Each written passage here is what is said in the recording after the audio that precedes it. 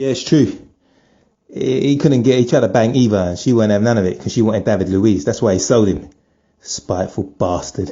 He's got a wife, and yet he wanted to bang Eva. Oh, it just infuriates me. She should be at my house. Oh, sorry, I got a wife as well. Yeah, let's just forget about that.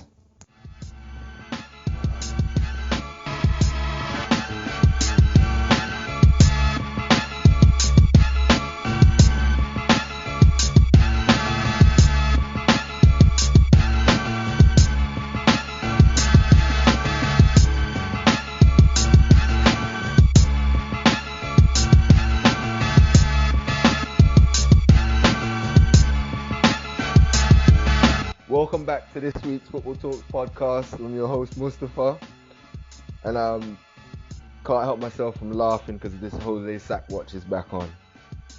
Check us out at footballtalks.net, futboltalks.net. We're on Facebook, search for Football Talks, and Twitter at Football Talks. And we're on YouTube now as well. You can watch, you can listen to the podcast on YouTube. So this week, a couple of debuts this season. Sean, coming out of Toronto. Welcome back to the show, Sean. And then we've got Phil in London, up late with us. So welcome back, Phil Greenland. This week's podcast, we're going to talk about, like I said, Jose Mourinho is back on Sack Watch now. And we're going to talk about his former team, Chelsea, what's going right and wrong with them. Then we're going to talk about their opponents this past weekend, Liverpool, who look like they're very threatening at this point. And then finally, we're just going to touch on West Ham and what's going on with them. They had a great season last season. They just conceded 4 goals in 2 games. Sorry, back-to-back games, 8 goals in total. So we're going to talk about them. But we're going to start off, like I said, with Jose Mourinho Sack Watch. It seems a bit early, but then again, it doesn't. So I'm going to start off with Sean. You have the seniority, and this is your debut. So please, what's going wrong with Man United, and why is this guy losing to Watford, and now it's a crisis? Jose Mourinho, he's not one of my favorite coaches, to put it politely. It just looks, when I watch the team and watch them play, it looks like square pegs fitting into round holes. You know, it just looks like no one has a clue on the field of what they're doing, and it looks like at times it looks like the effort is lacking, and that's where my biggest question mark comes up, because as a coach of a team, the team is supposed to resemble the coach itself. And when I look at that team and suppose it's Jose's pedigree, it's totally the opposite. It's totally the opposite. They look lost, and I'm putting it right on. I'm putting it right back on Jose Mourinho. I mean, you got a kitty of players, of how much money you've spent, and all this and all that, and you're the great one. And I think that's the issue. As a coach, you're not. So only certain coaches are bigger than the team. I know he's a big personality, but he has too many big personalities to try to outshine those personalities, and he has to do something different with that team. They look terrible. I'm glad that they look terrible too, by the way. Yeah, all right. Okay, Phil, beat that. I think it's actually kind of funny because we know Mourinho to be this big character, and kind of he's flamboyant, and he kind of takes the heat off a lot of his players. Especially when the players should actually do deserve the praise. But at the moment, it seems like it's almost as if he's scared of the characters that he's got. Because for me, Wayne Rooney shouldn't even be starting. Paul Pogba should be at the top where Wayne Rooney is playing. And maybe he should be bringing Schneiderlin in. As Sean touched on, it seems as if he's trying to force players into positions, and it doesn't seem to be any real cohesion with the players. I think his time is up as well. And as Sean said as well, the team reflects the manager, and he just looks frail. At the moment, he looks frail and he looks worried. And the team are the same way. They've got no direction. So personally, as an Arsenal fan, I'm hoping this carries on, because I don't like Mourinho either. But I'm also there's also the other side of if Mourinho does go, who are Man United going to bring in? Who are they going to really bring in? Because the next person they're going to bring in, it's a poison chalice. I wouldn't want to touch that job if I was a manager. So I don't know. It's there. It's going to be up in the air. We'll see what happens. And also, when you look at their next set of games as well, I think the next 5 games they've got Leicester. I think Liverpool's in there as well. I think they're away to Chelsea as well.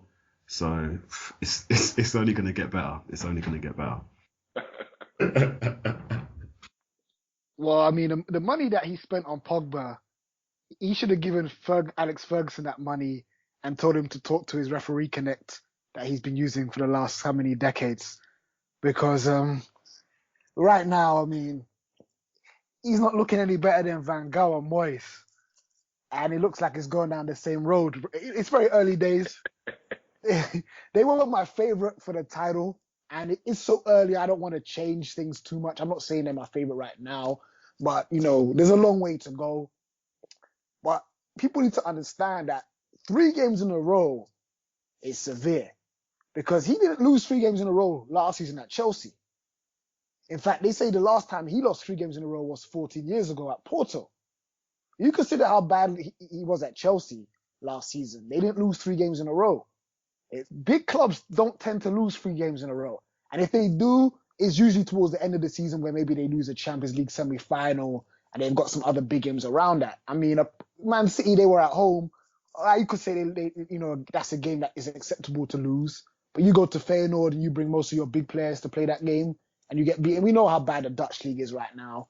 You lose to that team like that, and then you lose this game, and they're losing these games where we're not saying they lost because they were unlucky, they were the better team. They're getting outplayed. These other teams are getting, they're taking initiative and they look like the team that deserves to win. The thing that concerns me with Mourinho is it's very clear to majority of fans and pundits and the media, and especially Man United fans, of what he's doing wrong. And yet he's persisting with it. You talk about square pegs and round holes. That's something Mourinho's never done. He's always been a guy that went and got specialist players for specialist roles, had clear roles defined for them, what he wanted for them. And that was one of the things that made him very successful. What I'm starting to believe, looking at how he's behaving at Man United, is maybe there's some direction that's come from above and there were some conditions for him getting the job that maybe he's having to try and adapt to, and that's where he's struggling. Because even when you watch United, they don't seem very organized defensively, and they don't seem to have the work rate and discipline that you usually identify Mourinho teams with. When you look at the players he's bought, okay, Barley kind of, fits the bill, but you would have kind of thought he would have brought in a few guys, like I said last week. A guy like Conte looks like the type of player he usually bring in straight away. And maybe it's interesting, maybe more so than a guy like Pogba. As good as Pogba is, maybe, Mourinho needs to buy the guys like Kante instead. It seems more like a type of guy who would buy even instead of a guy like Pogba, as good as Pogba is, just because he's easily able to fit in that role and do the kind of job Mourinho needs. He needs a centre midfielder to do, and is very reliable, and that can free up some of the more attacking players in the team to kind of, do their job. And usually that's what the kind of, round pegs and round holes that he would look to have. You look at Ibrahimovic the last few years, he's not being a real out-and-out centre forward. He's more of a guy that comes deep and uses his intelligence and technical ability to bring other guys into play. Mourinho's using Ibrahimovic as like an out-and-out number 9, and they have no pace and movement up there. And you've got Rooney behind him, which is the biggest issue, and we all can see it.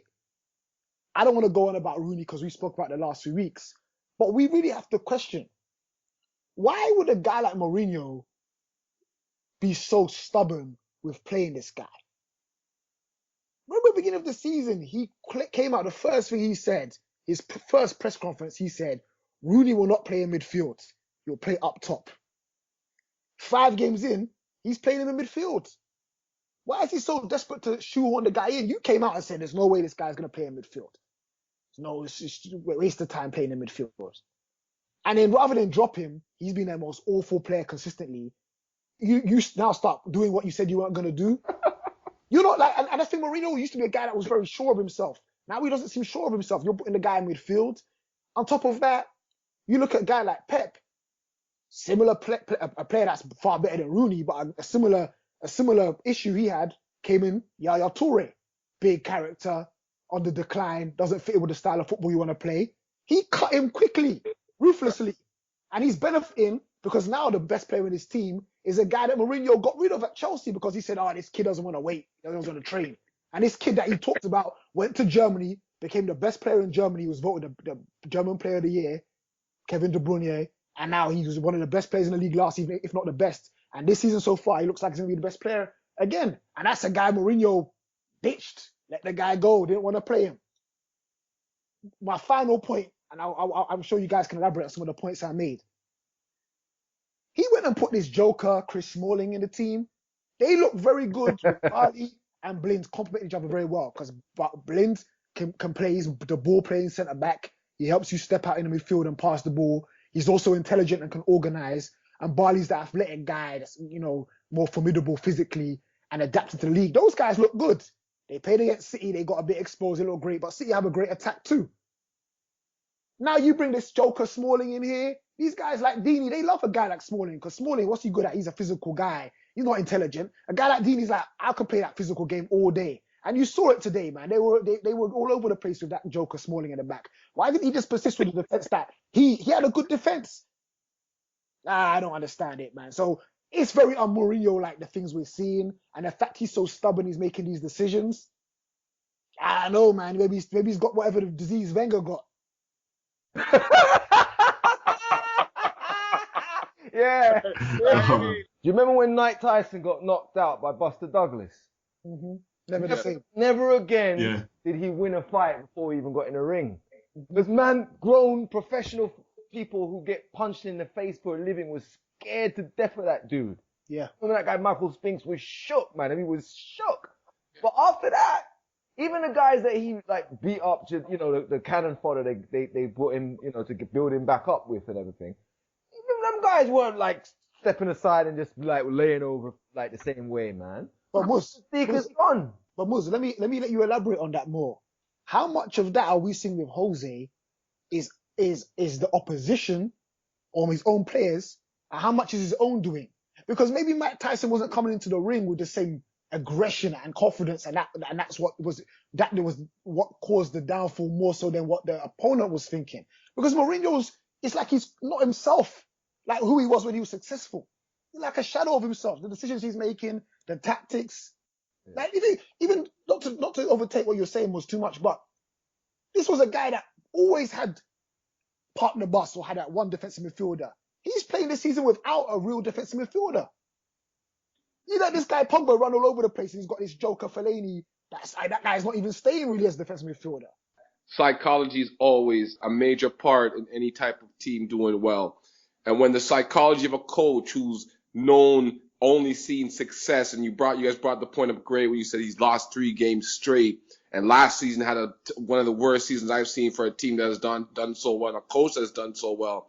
I think that puts a chink in your armor. I think that lays right to the point where you guys are saying that puts a chink in your armor, and you're not as great as you thought you were, and you start second guessing yourself, and you start doing things that you would normally do, and you start listening to other people that you wouldn't normally listen to. And I think that's what's happening directly to this guy. I think he's lost that glow. I think he's lost that shine. And that's what happens when your head is too big and you can't fit in the room. These things come back to you. And I always say it. As a coach, you can stay up there, but you have to be very careful in the way you deal with people and the way you approach things, right? He had the big issue with the girl there who got him sued and got all that. All that has to do with Mourinho. That's Mourinho. De Bruyne, like Tyree said, De Bruyne, bro. When I saw De Bruyne, I'm not a coach. I don't got these kind of levels, man. I don't have the experience this man has. But a blind man, my son who's 18, was like, what is he doing when he got rid of De Bruyne? You know what I mean? He's a stubborn prick. Excuse my English, and he's getting what he deserves. And I feel sorry for all my Man U fans because I love them. And I love Pogba and I love these type of players. They're my type of ballers. But Man U fans better be very careful because with guys like Rashford and Martial and those young talented Lingard, these type of players. Listen, with guys like Mourinho, you could end their careers. Lucky for De Bruyne, he got out when the going was hot, when the going was good. He got out and he came back to show everyone what kind of fool Mourinho is. You know? Sorry. Could have been like could have been like Oscar. Look what Oscar is in the wilderness. Look at him. Never. We're gonna get. It's true. Mourinho kills young players. We're gonna get onto Oscar. Destroys them. He does. But what do you think of this Rooney thing? Is he scared of Rooney because he has this perception of dressing room turn, or maybe the dressing room at Chelsea did turn on him? Is he scared of Rooney or dropping Rooney, or is the board saying Rooney has to play? What is it? I don't know. I can't imagine that even with his loss of confidence that he's scared of Rooney. Because even with his loss of confidence, we all know Rooney tried to leave Man United twice. So the Man United fans, if you drop or sell Rooney, they're not going to protest. It's not like if you did it to Giggs when he was 32. You try to drop Giggs and cut him out of the side. People will protest because because the only person he betrayed was his own brother. He didn't betray Man United.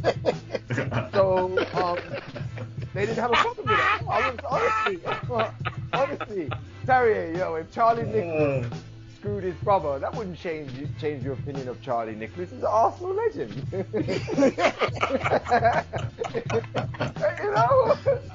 But anyway, I don't know what that means. But anyway, listen, Sack Watch. We're not going to just talk about this guy Mourinho, man. Sack Watch. Everybody give me your prediction. Is he going to get sacked before the end of the season? Or is he going to make it the next year? I think he'll make it. Reason being, United have shown with Van Gaal and Moyes, they're very patient, too patient. They've let those guys stay in the job way longer than they needed to, and I think that's just something that they like to do. Being that he's got a better reputation than Moyes did, and at this point in his career more than Van Gaal did, just because he's had a lot more recent success than Van Gaal. I believe Mourinho will probably see out the season. I mean, they're too good to be that bad. Honestly, I don't see them being that bad. Yeah, I agree. I definitely agree. I think he's going to last to the end of the season, but I think it might actually be partly because United will want to show face. They won't want to go through all the foray of getting him, especially with a couple of years ago when he wanted to go there and he was begging them. And now that they've given him, it's true that he was. You remember that he was crying, he was begging to go there. That's part of the issue. To go off topic, maybe that's part of the issue too. The club's a lot bigger than him for once. He's usually at clubs where he's become the bigger guy. Maybe all this begging him for years, he's intimidated there. Think about it. It's like a woman you meet, man. Imagine you know this girl in high school, man, and you've been trying to get her for years, and she's been going with all the cool guys before, and she looks at you like you're a nerd, man. And then after begging, she's like, one day, all right, you know what? You can't take me for dinner. And she says, well, you have to take me to this really expensive restaurant. You don't have the money, but you're like, all right, I've been trying for years. I'm going to have to do it. And you get there and she starts ordering lobster and champagne. And you know you don't have that much money in your account to pay for the lobster. So then you have to ring your friend and you're like, yo, can you borrow me some money? Put some money in my account. What the hell? What kind of long-ass analogy is that, yo? It's a 45-second analogy. Anyway, Phil, man, is he going to last the season? Yeah, you answered that. Sean, finish up, yo. You got to show some stability. You can't go and acquire all these pieces to a puzzle and then you take the head that you said you got the chosen one and chop him off in 6 months in. So they're gonna give him the year, And like I said once again, I just hope and pray that those poor kids there, the ones that I like, the exciting kids, the Rashfords and the Marshalls and these type of kids don't get burnt out and hate the game after this dude. I've seen it happen, and he looks like he's a specialist at that. Specialist. Very true. Special one, isn't it? Anyway, all right. Well, yeah, I agree. Man United are not going to be so bad that they have to fire him this season. They have to sack him this season. I don't. They've just got too much talent, and eventually Rooney's going to pick up a knock, and it's going to be done for him. It's the decision is going to be made for Mourinho, but this guy Mkhitaryan. I mean, I don't know when we're going to see the best out of him, given that he's been treated the way he's been treated so far. It doesn't really make any sense. I don't know. We see he must be doing something in training that Jose doesn't like. maybe something that has worked for him his whole career and made him a productive player. Now Jose's telling him, nah, we're going to do this. It's different. Yeah, exactly. So I feel sorry for them guys, but like you said, man, that's just another example of Jose Mourinho. Rafa Benitez, the kind of guy, did the same thing with Isco and James, kind of took their confidence and stuff, didn't want to play them. And funnily enough, this guy, Van Gaal, even though he had Man United playing some real boring stuff, you never got the impression that this guy is there to like stifle creativity from creative players. Like, you never got the idea this guy is trying to shut down Marshall and, make him track back more than dribble people. Anyway, let's go on to the next topic, and that is Chelsea. They started off really pretty well. Then they've stumbled at Swansea with a draw at Swansea, and then they got beat properly by Liverpool, who had another very good away performance. Go ahead, Sean. You start me off again. What do you see from Chelsea and Conte so far? Are they legitimate contenders? Yeah, I would say they definitely are a legitimate contender.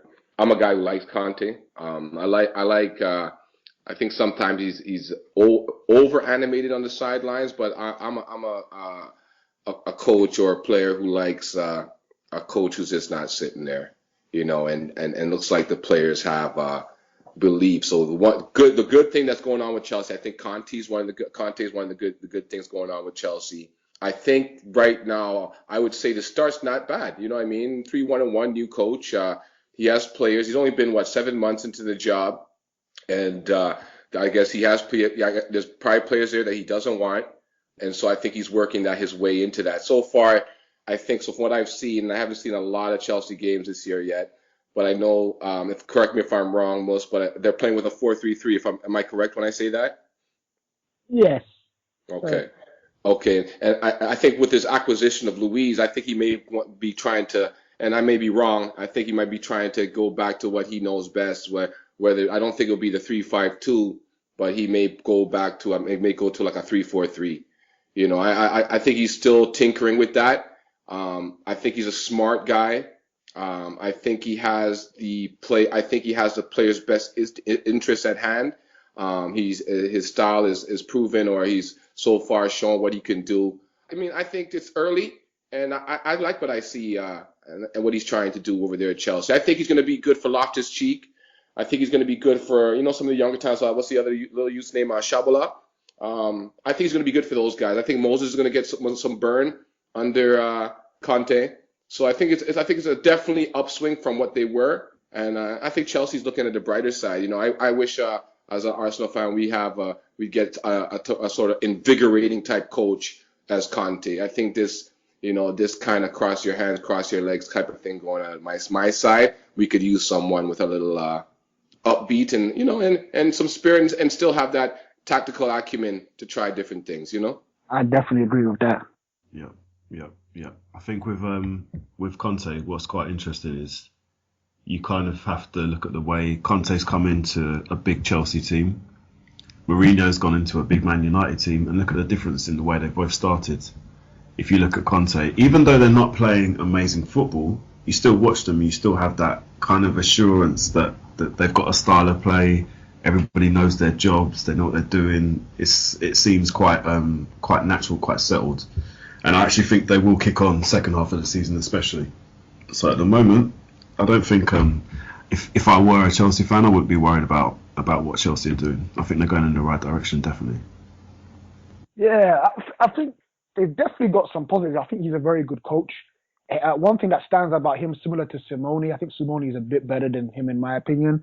One thing that stands out with the two of them is they're definitely able to get the extra 5 or 10% of energy and determination out of their players. Maybe not so much skill or ability, and that counts for something. You saw it in the game they had the week before the Liverpool game, and they got a last minute draw.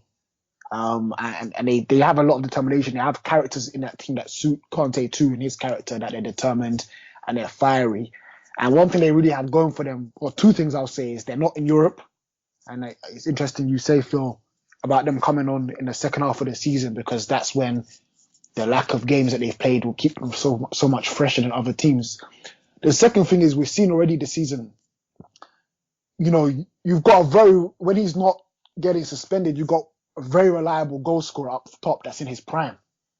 And he's been injury prone in the past. And without those games in Europe, if he stays fit, you've seen the start he's made in terms of the goals he's scoring. He's not scoring great goals. He's scoring very strikerish goals. And you combine that with a guy like Hazard, who didn't play too well against Liverpool, but he had a decent start to the season. He's too good to have a season like he had last season. A guy like Eden Hazard, those guys don't have two bad seasons at this age, at this point in their career, back to back. So I expect him to come on strong. But at the same time, they've had a big lack of investment. And you've seen the panic buy of David Luiz against Liverpool. He was okay. He wasn't bad. Didn't look terrible, but he wasn't the answer. Maybe Zuma can come in and help the back line. He's a great prospect. But for me, the biggest issue I see is the link between the defense and attack in the midfield. And Oscar just doesn't cut it as a number 10, man. I mean, if he goes back and plays more as a number 8, because he's got some legs and determination to him as a number 8, doing like a box to box kind of role, next to a defensive midfielder, I think he could be a good player. But as a number 10, all he really adds as a top level number 10 is pressing and determination. He doesn't have the quality there, and you've seen against like Liverpool and some of the other games where they've not created as many chances as they should as a big team. He just doesn't cut it, and then you've got Matic and Kante behind him. Matic is a good ball player for a defensive midfielder, but with Kante next to him, he's now, given him more license to go forward. He did well for the goal against Liverpool, but he's not the type of quality you need as a guy that's going to be going forward and joining the attack. And then the biggest issue for me we've seen, I know Mustafa is going to definitely want to talk about this, is you've got Ivanovic playing right back. Now, he was once a great right back, arguably the best right back in Premier League history. If you really break things down, arguably he was, right? He now just looks like an older centre-back that's been forced to play right back. And I mean this offensively and defensively. He's not effective in attack like he was. He looks way too heavy. And then he gets abused coming back the other way, which draws guys out of position. I guess Kante plays on that side to help kind of cover for him. And on the opposite side, you've got Azo Petretta, who is a great left-back defensively and has been for years, but he can't come up and add any width on that flank because he's right-footed and he's not the best attacking player anyway. So combine that, with the centre midfield situation, there's a lack of creativity there. Willian hasn't started off the season too great. And for me, the guy that has to go there, and he's on the decline, but the guy that has to go and play in that team right now is Fabregas, because even when he's come on in these games, the way he can pass and the vision he has, the connection he has with Costa, he adds a different dimension to that team, and they're desperate for it. They should have invested in a centre midfielder or number 10 in the summer. They didn't. He's the best guy they have. They got to go play that guy Fabregas, in my opinion. Yeah, I thought they was gonna get James Rodriguez, put him at number 10. I thought that was what they're gonna do. That would have been perfect for them. But they didn't, and that's the lack of investment maybe you're talking about. But what they can do now is they can play William at the 10. I mean, I remember William playing there for Shakhtar, so obviously that's not a problem for him. Put William at the 10, ring in Moses, who looked dangerous, and see if that can work. But I agree, Fabregas can play the 10. Maybe they can rotate him with William. Maybe William play on the wing, because Fabregas, I don't think he has the legs, kind of like Santi Cazorla. They don't really have the legs to be doing this week in, week out. But I guess since they don't have any European football, maybe they can milk him the best they can and get at least 60 minutes from him every week, because he's certainly more creative than Oscar, like you said. Oscar can shoot, but it's just, can he really make himself the space for a shot, or does he have to be wide open in the first place? I mean, he's not dynamic enough. He's not. No. But I agree with you that the box-to-box role might suit him. But the problem with this Luiz guy is he's got to play centre-back. He can't play. Maybe he can, but I don't see his strength as playing with his back to the goal. And sometimes you got to get with your back to the goal in midfield. Is he really going to be secure with that ball? I don't know. That's true. I don't know about that. That's the biggest thing, that when we say that what's wrong with Chelsea, I think that's exactly what you guys touched on. The acquisition of Luis. Yeah, I think that was a panic move. I think you guys know my view on Luis. I think he's a shit tongue. I think he's defensively irresponsible. Yo, you think he's a what? I think he's the most one of the most overrated players in the world. I don't know how he has everyone bamboozled, but I think it might be a mistake that may come back to burn him in his ass, because I think that guy he's a mistake waiting to happen. Like I really think I can strap the boots on and go give him a nutmeg. You know what I mean? That's how bad that guy is. That's why PSG got rid of him. That's it. If PSG really wanted him, if he was that good, they would have kept hold of him. That's they it. really would. Honestly, when Kurt Zuma is fit, he should be walking the fence. Honestly, definitely. Yes. Yeah. Sorry, to jump back to the number 10 spot, I think they've got a player there ready-made, Loftus-Cheek. This, if anything, this should be the year. That spot is open. It's open, ready for him. Because, like you say, Fabregas, he hasn't got the legs. So he has to be a Cazorla, really, and he has to drop back. But you can't really play him and Conte together. I think you still need Matic for the size and the physicality there. But I think Loftus-Cheek, he should be playing number 10 for them. Definitely. It should be in the rotation at least. Yeah, At least. And the interesting thing is, I know, like, Phil, you sound like you're familiar with Loftus-Cheek. From the little I've seen of him, he's actually quite similar to Pogba. He's got that physique, and he's quite skillful. The boy's got a very good shot on him. And if you look at, we see what Conte did with Pogba. He put like more experienced guys behind him, gave him the kind of freedom that he needed, and he played him to his best attributes, and he flourished. I don't think Loftus-Cheek is quite the talent of that Pogba is, but he's not too far off. Probably lost a couple of years. The last 2 years, he probably should have been getting some games, because he was very good as an 18-year-old, 19-year-old. Now he's 21, so it is now or never. And those kind of wild card youngsters that can flourish and become good, sometimes those players make the big difference between being a title contender and being actual champions. If he can become, as Muz even says, a regular rotation player for them and be effective and kind of bench some of these more experienced players because he's an improvement on them, then it's definitely going to add another gear to them for them to be able to challenge, actually win that title. Fully agreed. Definitely, it's like it's almost similar to like imagine a Rashford in a settled United team.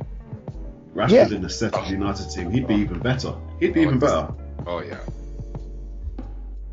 All right, well let's switch off onto Liverpool. They look like they're serious this season. I would say that they definitely outplayed Tottenham away from home at White Hart Lane. They especially the first half, they dominated the first half against us. They pulled a similar trick off at Chelsea. They really outplayed them, and they were good for the 3 points. So we saw them do the same thing to Arsenal. The first game of the season. Hey. What? We completely outplayed them the first half. Completely. Okay. Yes. Well, they I give them credit to the win. I'm not trying to say they shouldn't have won. Like it was, but we completely outballed them the first half. Okay, all right. Yes, okay. But they got another away win in spite of that, and they did play well. So yeah, they got 7 out of 10 points for those 3 games.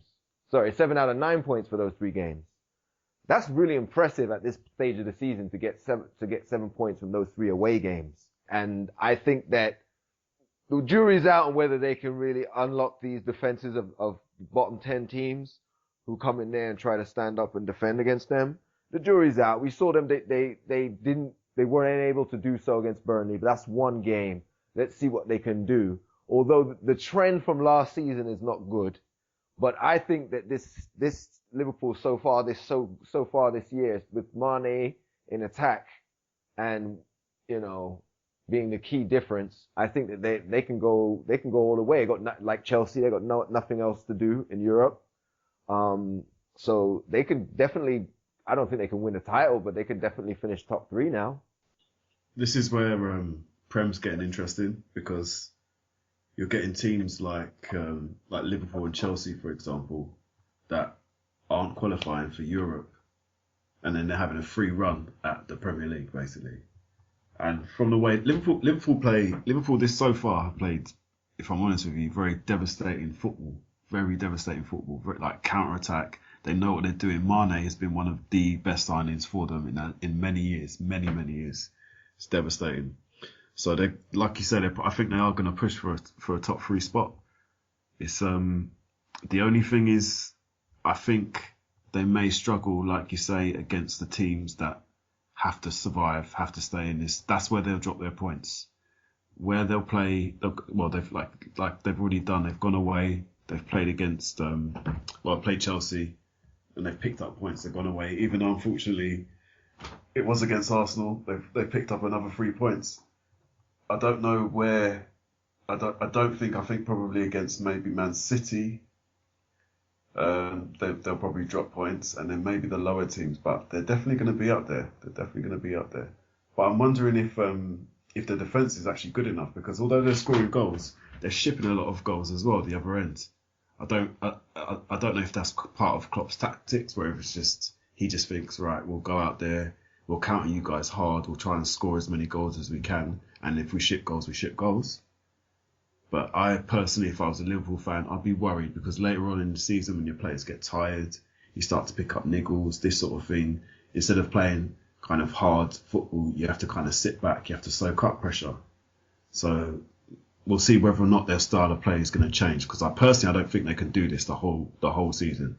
I think they can do it up to maybe Christmas, but then after that, then they might have to kind of view the way they play football. We'll see.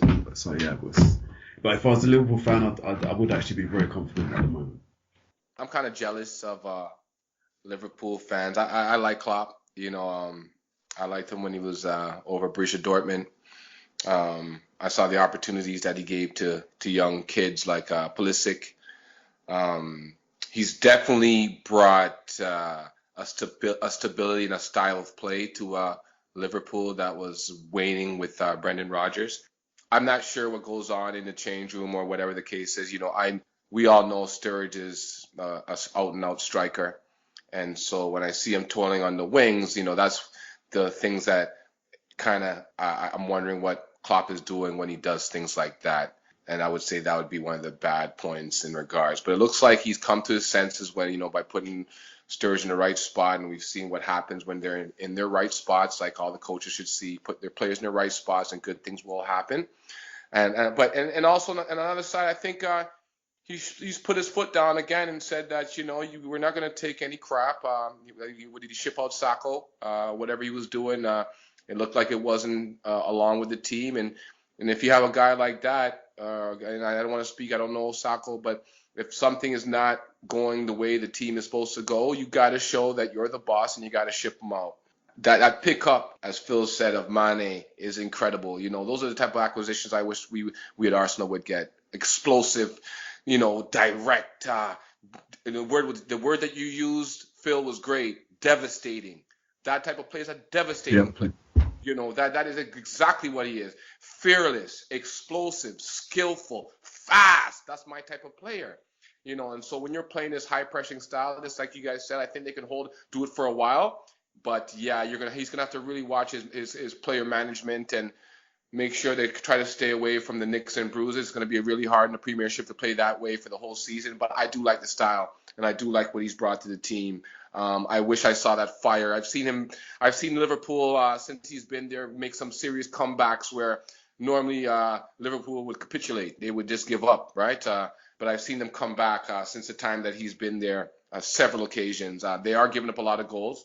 Like Phil and Tyree said, too many goals to win anything. I think they're gonna have to solidify that defense and find a solid back. But with the style of play, the counter-attacking, and the freedom of mind and the freedom of movement, I really love with Jurgen Klopp. He allows his players to play. And when I coach the kids, and that's what I preach to them: freedom of mind, freedom of play, problem solving. And I see that when I see Klopp's teams, and I hope Sturridge and him can get along so he can have the best squad out there. And, I'm not a Liverpool fan, but I do love watching them. Very exciting games. Well, definitely, it's a bit cringeworthy after the Chelsea game. He seemed like the stinky guy that comes to give everyone hugs, and they in their head they're like, "Please let this guy get off me." I mean, it was very cringeworthy. But that's who Klopp is very interesting character, and I think not all the players like how he does things, but they appreciate the fact that he is personable and he does kind of that togetherness. He isn't the most ruthless guy. He seems like a type of guy that when he likes his players, he really likes them and he really tries to, nurture them to be better players. as long as they kind of show the effort that he desires. And that is very important when you're at Liverpool's level, just because you haven't got the money or the prestige to attract the players of these teams that are, bigger than you and had more success than you in recent years. And I think they remind me of Newcastle under Kevin Keegan. Jekyll and Hyde, you don't know what they're going to do. They can outplay the best team in the world one week and then lose to the worst team in the league the next week. And I don't see that changing too soon. But I think even with that being said, I think they're title contenders. I think they can win the league. I think a big advantage for them is the fact that the style of play that he plays that is so taxing and so hard to sustain for the whole season is a lot easier when you don't have the European games. You can get away with that a lot more. I mean, Brendan Rodgers, even when he had a good shot at it, he played quite a high tempo game and the team always seemed fresh every week. And that's a big advantage to him right now. On top of that, they do lack some things. Like I've said, they really lack players in the middle that are intelligent and can really play, football and control the team's tempo and the dynamic of the team and, control the pattern of play. And they lack people that can really defend positionally and play in tactically intelligent kind of defensive football at times.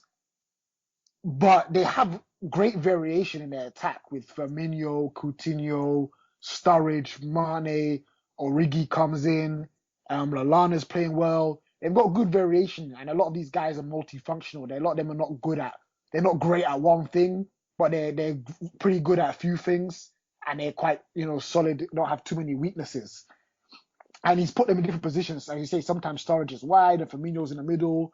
Sometimes, Lallana's wide or he's in the middle, and they're kind of floating around a lot. And when you saw against Chelsea, you saw some of these guys that play more individual football, playing together more, a lot more 1-2s and things. Even Sturridge, he can be accused of being greedy sometimes. This season, I've seen him kind of look to pass the ball to guys more when he's been in good positions. He hasn't been quite as ruthless in front of goals as he has been, and some strikers need to be, but he's been putting, tap-ins on a plate for some of the other players. And when you have that kind of atmosphere, I think they definitely can challenge. But they're gonna lose some games that they shouldn't lose to lower teams just because they haven't got the creativity to really. And when I say creativity, I mean in terms of like the vision and passing. They don't have a Ozil, a Fabregas, a De Bruyne, let alone a Gundogan, a Cazorla. Someone that plays maybe a bit deeper even at a number 10 that can open up. Yeah, Eriksen, they don't have these kind of guys, even a Dembele. They've got a bunch of workhorses in the middle that, they can play a nice pass, they can score a nice goal, but that's not their style of players to create and have that kind of vision and that kind of intelligence. They're guys that like to play 100 miles per hour. And what about Coutinho? Well, Coutinho, this is my big thing. I don't know if people have noticed. I've spoken to a few Liverpool fans and they've noticed what I've seen. Coutinho's game has changed. And this is my issue sometimes with Klopp. I think Klopp has done a great job at Liverpool. I was very skeptical when he initially started at Liverpool, how he started, the tactics that were employed. But Coutinho's now he's followed the Cristiano Ronaldo style of play that I hate. He takes a lot of shots a game and he's become a very good shooter, something he wasn't at first. But he's fallen in love with cutting in and trying to shoot even when the shot is not there.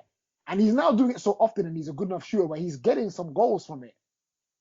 And his game has become a lot more of a guy that just cuts in and either shoots or tries to whip the ball in. He even had a nice cross for the goal for Lovren the other day. But he's become far less of a number 10 than the guy that we first saw come to the Premier League, where he's a lot more looking to get the ball deeper, play 1-2s and thread through balls through to other guys. He's become more of an individual where he's looking to get on the ball and either shoot or beat someone and cross the ball in, as opposed to a number 10 that kind of measures the play and tries to bring other players into play and help them be better players. The best number 10s, they help the other players be more effective, the other attackers. He's gone away from that. And when I look at the players they have now with Mane, Sturridge, Firmino, as I say, Lallana's playing well, I feel maybe Coutinho has to sacrifice that a little bit to become more of the number 10, to keep those guys involved and keep giving them the balls that they need. And, especially Mane, he's got great off-the-ball movement. Guys need to be really looking for that pass behind him. And if you have the ability that Coutinho has to shoot, when the shot's there, you're more than welcome to take it because you're going to get enough of those and you're a good enough shooter, you're going to get goals. He's looking for it a bit too much for my liking now. and he probably is their best player, their best attacker. But as far as the balance of the whole team, they are missing that kind of player to me. No, I agree. I think that we'll take note and watch them because they seem very much to be an all-action team, but not as much guile. But you see some, they're getting off on the flair of these Brazilians, and Mane has been enough. But what happens when that's not enough? We'll see. It's early days, but it looks so far so good for them against the big sides. Sorry, Muzz. I have to. Although I'm not a Liverpool fan, we have to give respect to Henderson's goal. We do have to give respect. We have to give respect to that because that was a worldie. It was a vicious strike. It was a vicious strike. It was a vicious strike. Cheers to Hendo. Yeah. And I want to say something else. For a lot of Liverpool fans, I'm sure they want us to mention it. A big plus for them has been Matip in the defence. The last couple of weeks, the guys come in and he looked good. Yes. He went toe to toe with Costa. Yeah. He always looks calm and composed. He's got always rated him. Yeah, always rated him. He's not the most aggressive defender, but he's intelligent and calm. And he's come in the Premier League and he's looked very comfortable. And their issue's been defence. And since he's been there the last few weeks, they've looked a lot better than that guy there. He looks like he could be the guy they needed back there. Definitely. Yep. All right, West Ham and their strange collapse past 2 weeks. Oh dear. Phil, jump in. Go ahead. To be honest, where to start? Because how can you be 2-0 up? You've got Payet doing a lovely Rabona, scored 2-0 up against West Ham, home. Sorry, not against West Ham. Sorry, against Watford at home, and then go down 4-2. Yeah, for 4-2 defeats in a row now. I don't know what's going on. I think the myth of Bilic, if it is a myth, is starting to fall now. I don't know what's going on with them. I think they've changed the style of play that they were playing last year. They seem, if anything, more gung ho. If anything, even desperate. Because I think the goal, they conceded a goal at the weekend against West Brom, where basically it was their corner, and they had 10 players in the box. Sorry. Yeah. No, was it 10 players or was it 9 players in the box and one just outside the box? Yeah, that's right. It's their own corner. Yeah. And then they got counters. It's like, what are you doing? Like, even I remember when I was 7 years old, we wouldn't even do that when we were playing football in the playground. That's just it's a no-no, innit? It's a no-no. I don't understand what is going on with Bilic. I don't know whether it's Bilic. I don't know whether it's the players. I can't quite understand it. Cannot quite understand. And let me just, before you guys go too far, let me remind you, these guys, before even the season started, went out in the Europa League to the Romanian champions, Astra Grăgria, or some team like that. That's true. I mean, that's disgraceful in itself. You had a good season last season to qualify for the Europa Cup, and you don't make it past the qualifying round because you lose to the Romanian champions. They've had a lot of injuries. So I guess the cohesion might not be there from last season, because obviously last season they had their formation. He had his starting 11, whereas now he's had, because what is it? Valencia's not there. Saka's obviously not there. What's his face? Sorry, 2 Sakos. The one that they sold and the one that they brought in from Palace, that he's not there. He's injured. Tompkins they got rid of. So there's been a few changes. There's been quite a few changes in their team.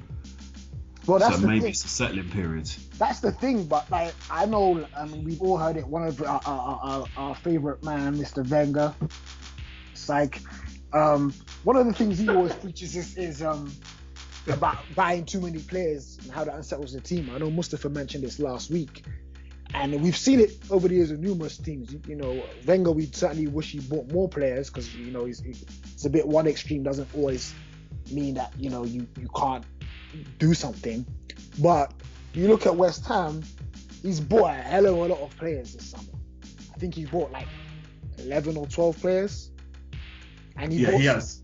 Yeah. He has, but the thing is, you can't. If you look at a team like Watford, look at how many. I think they've got 18 different nationalities in their squad now.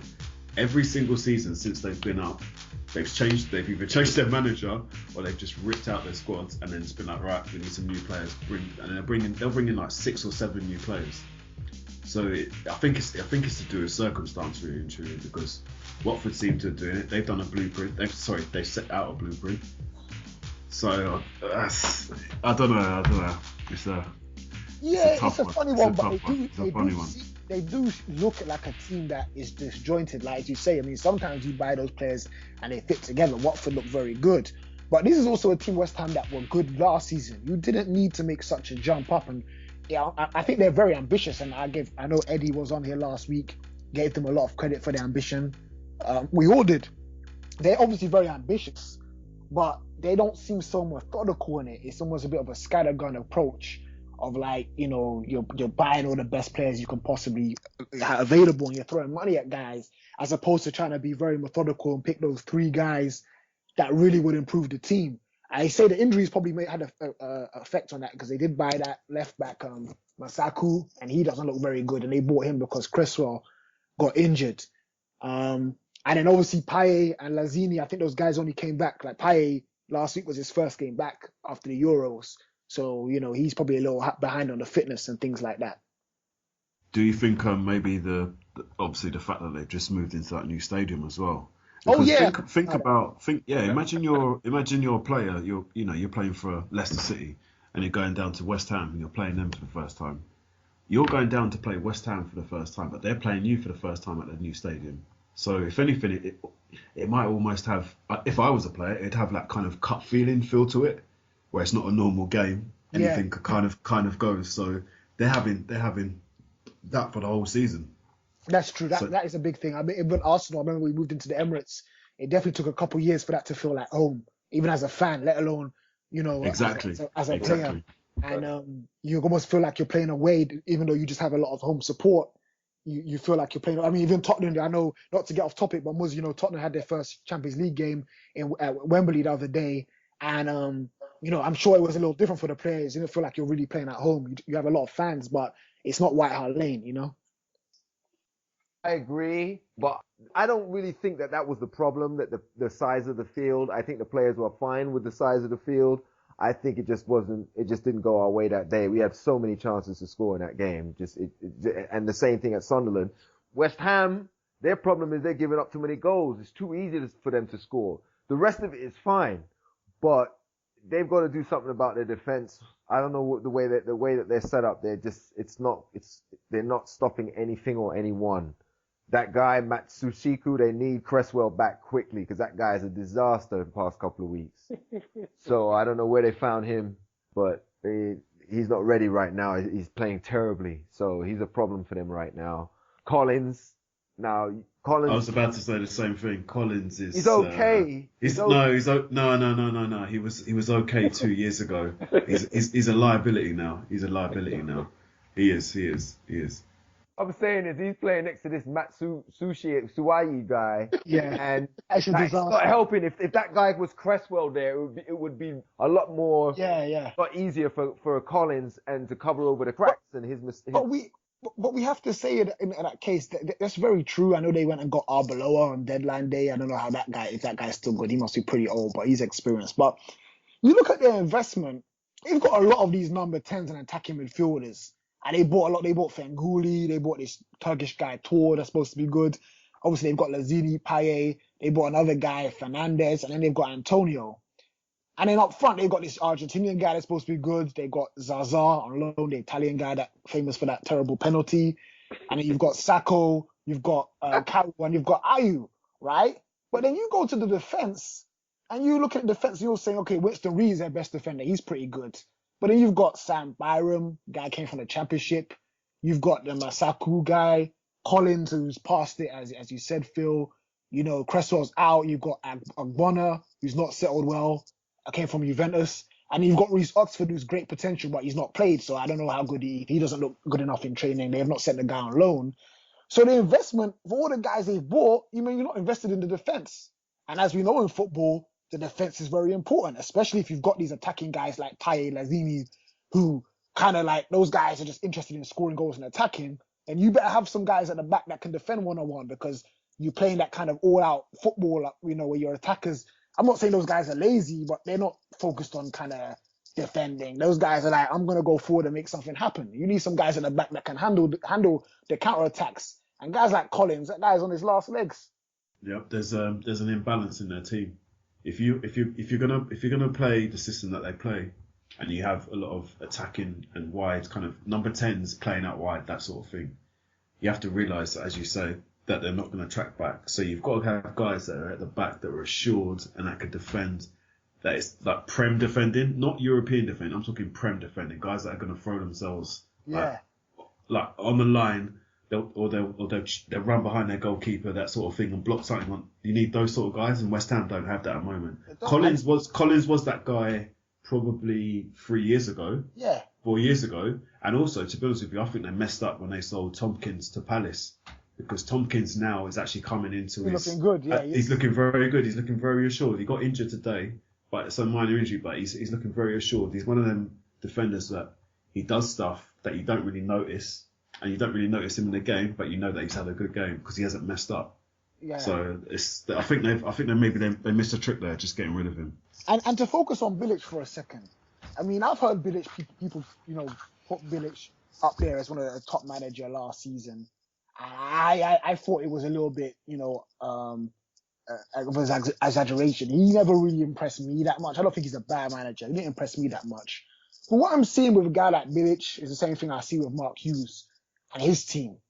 These guys assemble a squad full of talent, full of players that maybe are a level above the level of club they are. They find these players that you're like, oh, these guys got this Shai Shaqiri. They've got Afellay, they've got Bojan, they've even got Boney now. They look like, on paper, look like a great team at Arnautovic. All these guys were at top clubs. And you look at West Ham, they don't have maybe guys that played at top clubs, but you've got a guy like Payet. He's too good for a team like West Ham. We look at how good Antonio's going. Lazzini's another good player. Fenguli, was a guy in La Liga, one of the top players. And then you go like Zaza was at Juventus. All these kind of players they have on paper look really good as individuals. We see them doing well, and he obviously helps those guys get better and play to their ability. But is this guy really good at tactics and like structuring a team as we thought? He's never shown me any evidence to suggest that's what he can do. And in Croatia, he beat England a few times, which kind of made him famous with the English media. But we know England not very good. And I'm not trying to take any kind of credit away from him. But again, at Croatia, he had top players: Rakitic, Modric, Mankusic, whatever his name is. He had all these players that were really good players there. So I don't know if he's that good a manager in terms of structuring a team and tactically. That's what I'm saying. So let's see what he does. It's early days.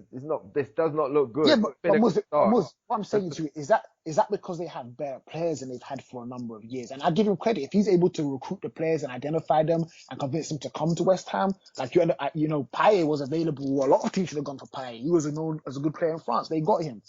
But what I'm saying is that Mark Hughes, I guess his reputation too, being an ex-Barcelona player, one of the best players in the world when he was in his prime, is maybe getting him all these guys to Stoke. But we're seeing with Stoke, when you get all those guys in a team, can you structure that team to play effective football? Or you got a bunch of talented guys that you can recruit, but you can't get those guys to play together and win games? Well, at this point, both those teams, Stoke faded last year badly, and they don't look in good shape this year either. But West Ham finished 6th last year. They could have, if it wasn't for a number of refereeing decisions, finished 4th. Let's not forget. Really robbed them, yeah. Yeah, they really got robbed. So Yeah, let's see what they do this season. They've got off to a bad start, but this has been a small bad patch at the beginning of the season. Whereas Stoke, they finished last season poorly and they've started this season really poorly. So that's different. That seems like a trend. This is a short patch. They've had 2 bad games. Let's see what happens in the next couple of months. But the spotlight's on them after all of these, this array of attacking talent they've assembled. Maybe they weren't quite aware that this guy Chadley had come to West Brom, because they put that guy as a number 10 and they had Rondon in front of him, and that's a pretty good 1-2 punch for a team of West Brom's caliber. So that might hit them by surprise. Yeah, but I think that they're going to have to get rid of this Cresswell. I don't know how long he's going to be out, but they've got to reconfigure their team. They can't let that Matsuashi. They got to play somebody out of position, because that guy's a freaking liability. I mean, I don't know how stupid that guy is. Sean. It's true. Sean, they're trying to get their money back on that guy, right? Yeah, I wouldn't surprise No, them. you didn't hear about that? They're trying to sue Olympiacos about they paid too much money for the guy. I don't know what happened, because I'm like, You signed a contract, how much you paid the guy, but maybe I don't know. Maybe No, you'll say, oh, they told you the guy was better than he was. I don't know. Maybe they sold him some dodgy goods, man. I don't know. Well, maybe, if they could do that, I'm sure Man United might have to go back to Juventus. If that's what's going to happen these days, they might have to go back to Juventus. Can we get some money back Get some money back to this guy? But then Juventus might say, I want my Soldado refund. But Juventus might say, yo, you got this joker managing him. That's not our fault. I appreciate that, what they did last year. They definitely overachieved. I'm willing to give Bilic a little more time I'm giving him from last year, once again, what he did last year. So I'm going to give him that time to see what goes on with the team. I think when I watched the game, there was some glaring individual defensive errors, which I've seen in the last two beatdowns they've received. The way the defense is setting up together, the team defense is lacking. I don't see them. They're not flowing well together. There's a lot of space. So I think it's more temporary. I think it's more of a patch. I'm willing to give them a little more time to see what goes on. But I do think, yes, they have to strengthen the back. I think they have so many like those skillful type of players, but I don't think they've concentrated on protecting the house, right? You got to protect the house first, and then we can do everything after you protect the house. But if you forget about protecting the house, and I think Liverpool may run into this problem also, is that you can score goals, but you're going to be giving up a lot of goals. And you can only win so many games, 5-4, 4-3. So I'm going to wait and see. But I like West Ham. I like them also. No more 0-0s. I can't wait to see them play Liverpool. Oh, yeah, that'll be good. Oh, yeah. Them playing Liverpool. That would be good. Yeah. Yeah, sure. That'll definitely be good. All right, so let's wrap it up there, man. Thank you, gentlemen. Thank you, Sean, Terry, and Phil, for coming on. We appreciate it. Check us out at www.footballtalks.net. We are on Twitter at footballtalksnet and on Facebook. So just look us up, and you'll see our video, the podcast posted on SoundCloud and YouTube. Later.